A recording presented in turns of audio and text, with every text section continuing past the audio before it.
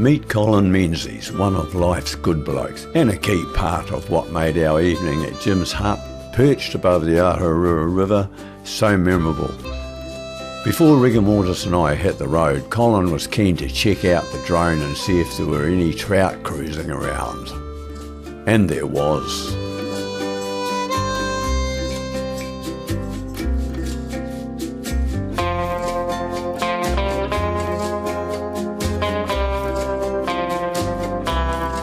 It's about 20 kilometres from Jim's hut to Orwell Creek Road, where I'd meet Robin and Melcombe at their lodge on Napoleon Hill.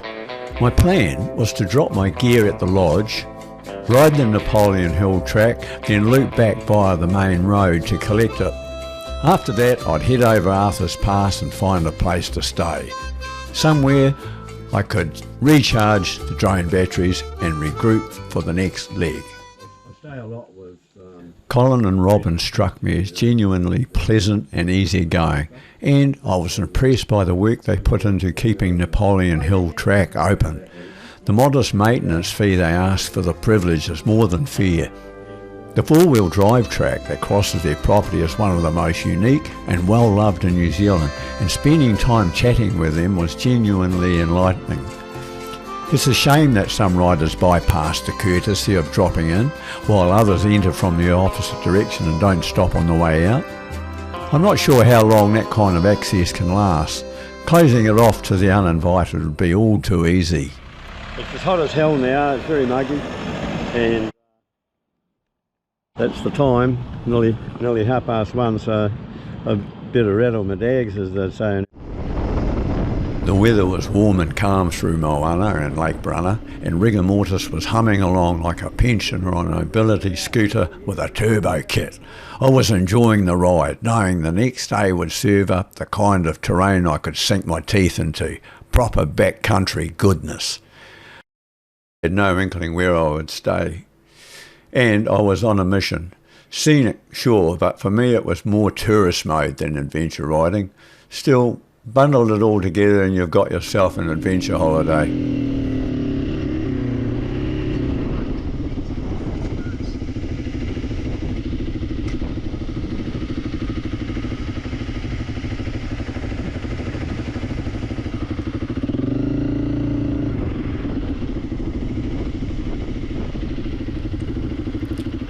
At the Hakatere Stagecoach Hotel, something caught my eye, and for a brief moment I was 17 again. Seeing what was once my first car, except mine was a shiny dark green, mint condition 1948 Morris 8 Series E.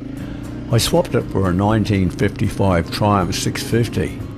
Crikey, most kids today wouldn't be caught dead in one. They'd probably think it was a prop from a museum exhibit.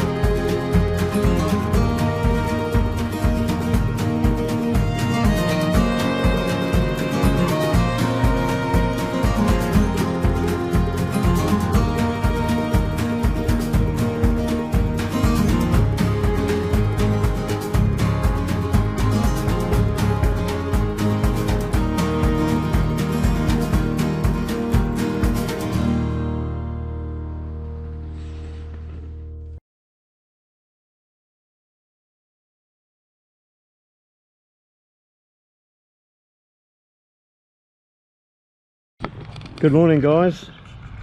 All packed, ready to go. Keen as mustard, had a good sleep in the lap of luxury last night. It got really cold coming over Arthur's Pass, and the low cloud temperature dropped really cool, so I needed to regroup and be able to catch up on all my gear again. So I've got a plan today, which is I'm staying at Springfield, to go up the road about 20k and then cut across to Mt Hutt. It'd be nice to be able to go up the ski fields if I was able to, but if I'm not, I'll carry on up past there up river for about 40k on Double Runs Road, I think it's called, and then when I've had enough of that, I'll head to Methven for the night. So come and meet my friends. How you going, guys? What do you reckon? Well, you're very handsome. Oh yes, yes, you're very handsome. I think this is the boss over here. There you go, boss. How you going? All right? Yeah. Yeah, I like enough of the bullshit. Let's get on with the journey, eh?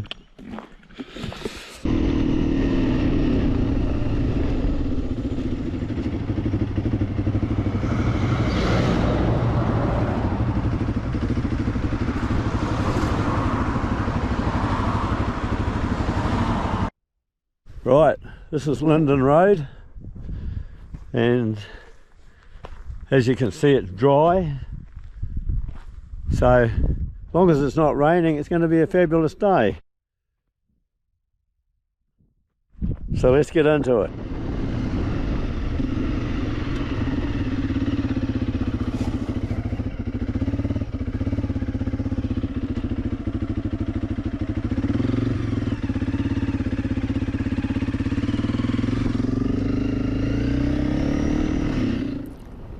Even though things were looking grey and subdued, I was quietly excited because regardless as to the weather, I was heading into what North Islanders call epic country. This is the kind of country that makes me forget the forecast and remember why I ride. When Lake Coleridge edged into sight, I knew things were looking up big time.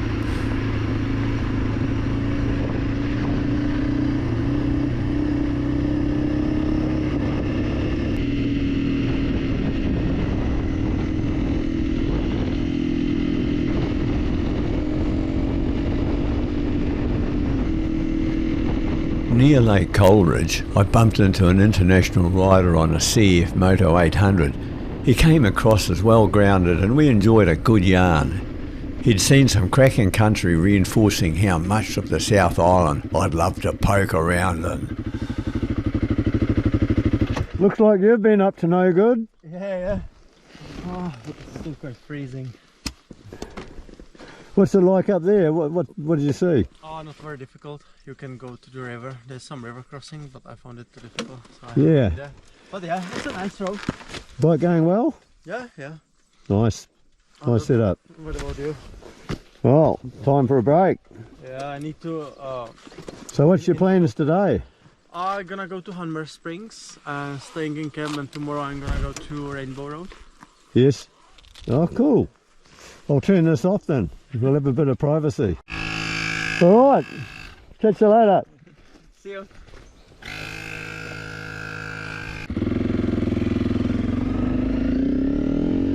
Mt Hutt ski field looked like a no-brainer. I decided to go straight to Plan B and head to the Rakaia Bridge to gain access to Double Hill Run Road.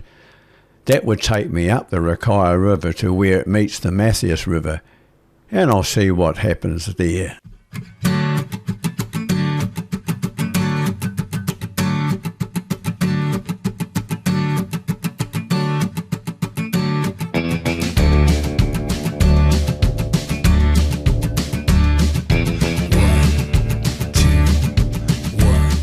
When we're done exploring up this way, on the way back, that's the way south to Methven and my bed for the night. The power of nature can't be more dramatic than seeing that huge gravel fan having spewed out millions of tonnes from a small watershed below 2,000 metre Mt Hutt.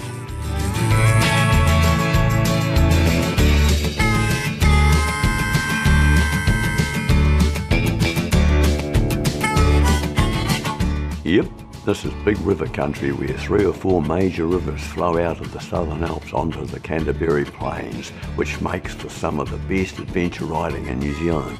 And some of those riverbeds are nearly 3 kilometres wide.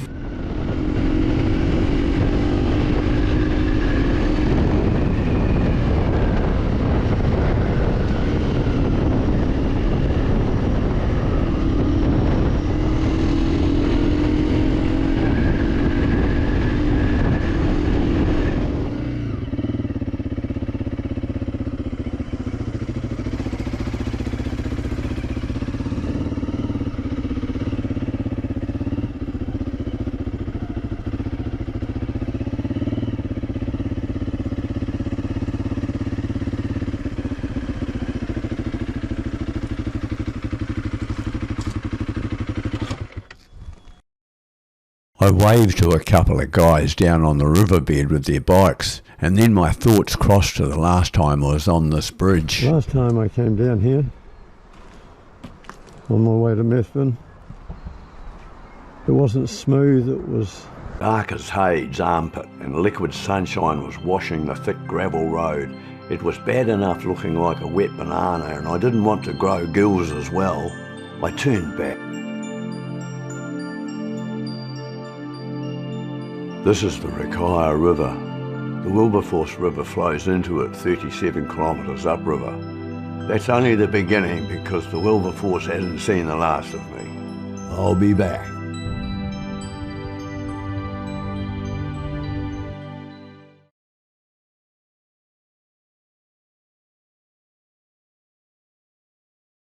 Well, these are the two guys that I was looking down the river, and they were down on the beach there. So, hey guys, I'm Daryl. Glen Lane. Glen. Yes. And Jason. Jason. Glen and Jason. Well, you know, just briefly, I had a plan, and it was to go up Mt Hutt and then come down and go up where these guys are going, which goes around to Lake Taylor? Jeepers, Glen Felix Station, and then Glen Tanner, is it? Yeah, something like that. Glen Tanner, and then down the Rangitata down to Mount Somers. Yeah. Yep, go up, right. all the way up into the head of the Rakaia, yeah, cross through and into the next water yeah. head. Oh, cool. Yep. So, I'm in. We're going to do it. We'll lead you through.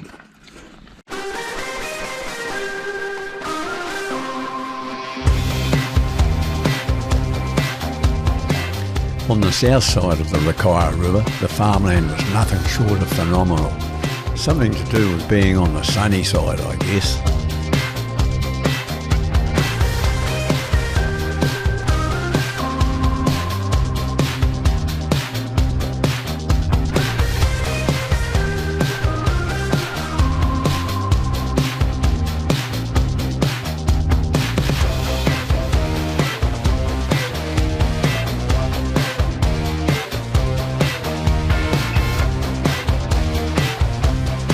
Clouds still hung low over the ranges, but it was lifting fast, giving way to a stunning day.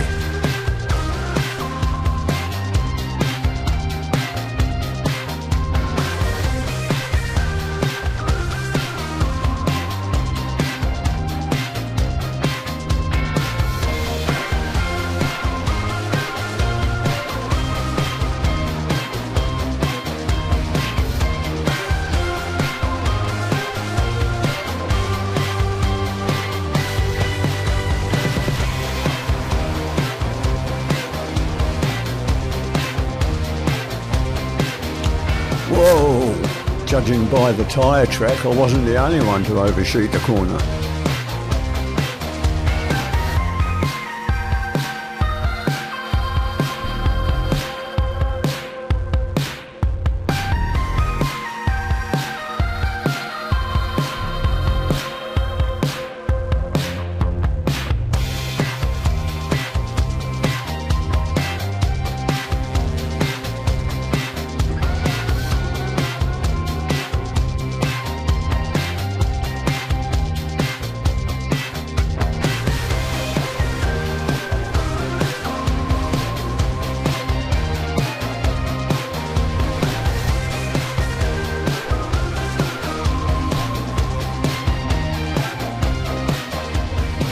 Pit stop to shed some clothing and change a battery. It was getting warm.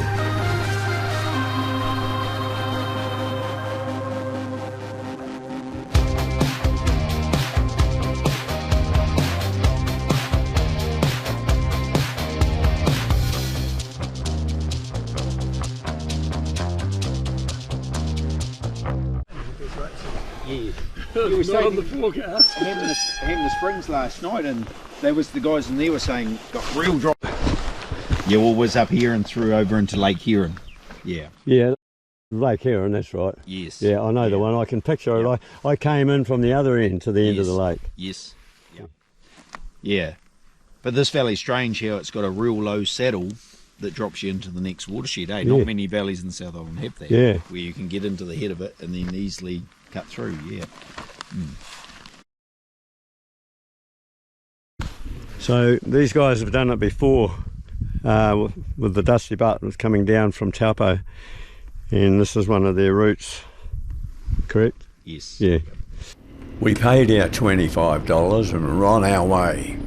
It's worth noting, Double Hill Station is a historic family-owned property that's been in the hands of the Hutchison family for over a century. Spanning roughly 3,000 hectares of pastoral lease, the station supports a robust operation, 18,000 sheep, 450 Angus cattle and more than 1,000 dairy grazers. It's not just livestock that moves across these hills. Double Hill also runs a helicopter tourism business, offering a bird's eye view of the rugged terrain that's been shaped by generations of hard work and stewardship. Get a load of the size of the shingle fan. They don't get much bigger.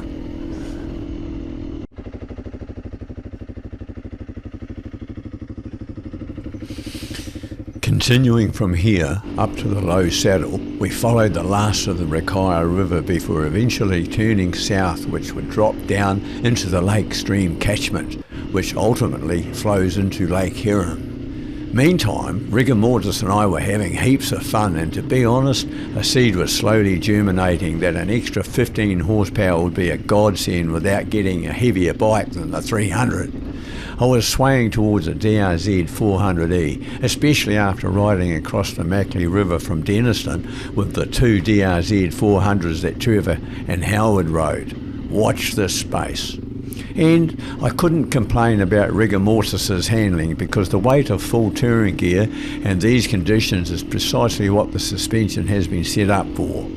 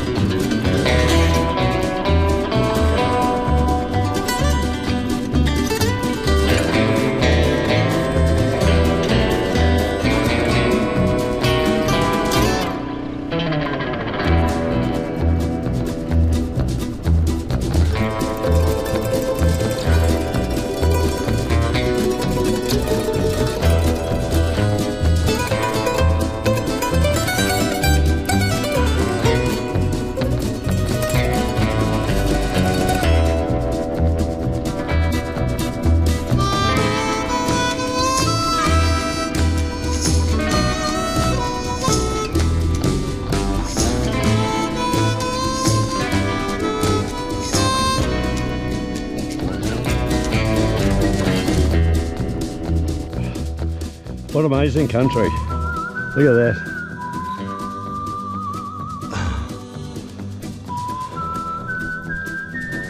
We're right on the other side of the range now.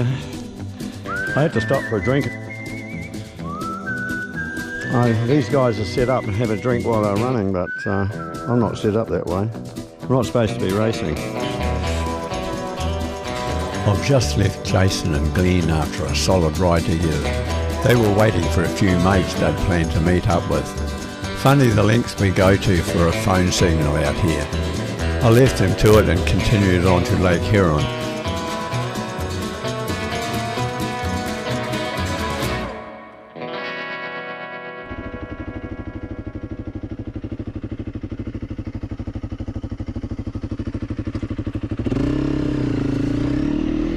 Viewers, I didn't notice my chin cam has moved. I apologise for all the cockpit scenery and low skyline.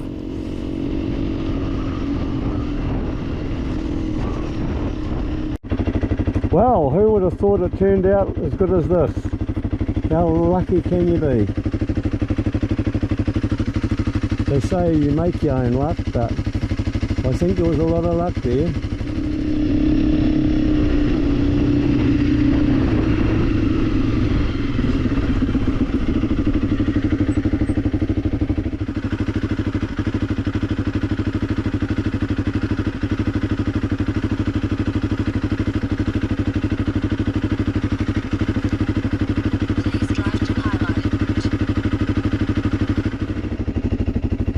One last look back.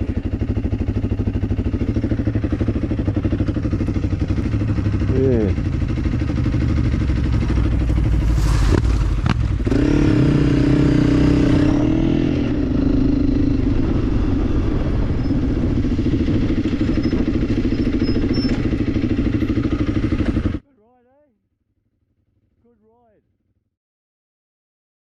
So you caught up to your mates, eh? Yeah. It all works out.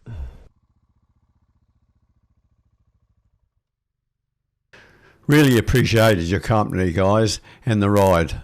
Hope we get to catch up again sometime.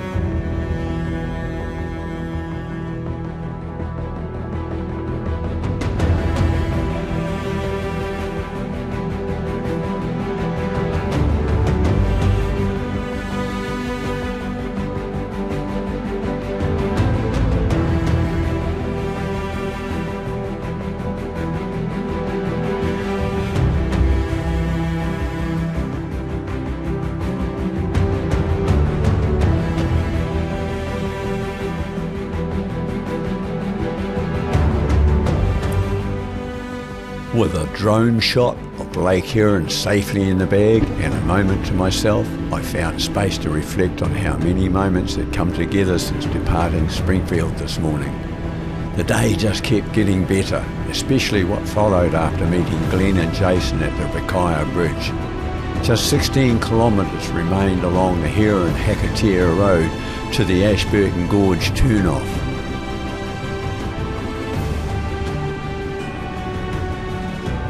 From there, it was an easy run to Methven to close out what had been an unforgettable day.